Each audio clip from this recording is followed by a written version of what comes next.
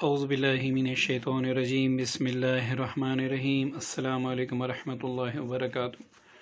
दोस्तों, उम्मीद करता हूँ अल्लाह ताला के फ़ज़ल व करम से आप सब बखैरियत व आफ़ियत होंगे, और अल्लाह ताला से दुआ है कि अल्लाह ताला मुझे और आप सब को तमाम आफ़ात और बलियात से अपने हिफ्ज़ व अमान में रखे।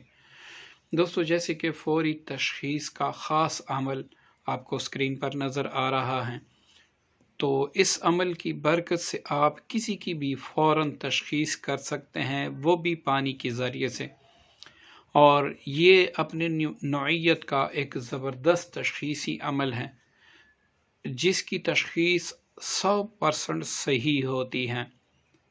अब दोस्तों, इसका तरीका ये है कि आपने एक गिलास में पानी लेना है और मुतअल्लिक़ा मरीज़ को आपने 2 या 3 घूंट उसको पिलाने हैं, और उससे ये कहना है कि ये जायका आप याद रखें ताकि दोबारा पानी पिलाने से आपको इस जायके में और दोबारा पीने के जायके में फ़र्क महसूस हो। तो दोस्तों, आपने पहले 11 बार दरूद इब्राहिमी पढ़ना है।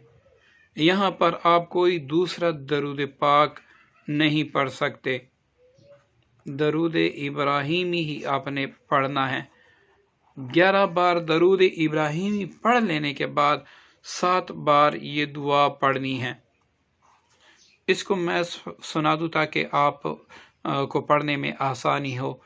इज़हबू अला जौफिल माए बेहक दरदाइलो व बेअज़मत सुलेमान अलैहिस्सलाम। इसको दरूद इब्राहिमी के बाद पढ़कर पानी पर दम कर दें। अब ये पानी आप दोबारा मरीज़ को पिलाएं और उससे इस पानी का जायका पूछें।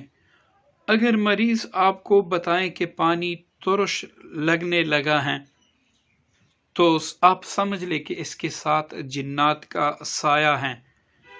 और अगर पानी बहुत ज़्यादा मीठा हो तो उसके साथ साया नहीं बल्कि जिन्नात बज़ाते खुद हैं।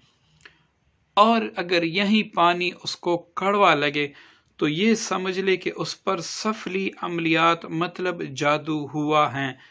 तो दोस्तों, इस अमल को जारी करने के लिए भी आपको ये ज़रूरत है कि इस दुआ को आप रोज़ाना किसी भी नमाज के बाद सिर्फ 7 मरतबा पढ़ा करें। बवक्त ज़रूरत आप सिर्फ ये दुआ और 11 बार दरूद इब्राहिमी पढ़कर पानी पर दम करके जिसको पिलाएंगे, आपको इसकी तशख़ीस फ़ौरन हुआ करेगी और इंशाअल्लाह इसकी तशख़ीस 100% सही होगी। इसमें कोई भी मुग़ालता नहीं होगा। दोस्तों, दुआओं में याद रखिएगा। अस्सलामु अलैकुम वरहमतुल्लाहि वबरकातुहू।